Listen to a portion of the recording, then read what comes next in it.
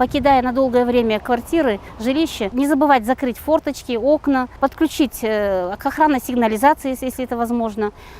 Если дома и дачи, то укрепить окна решетками.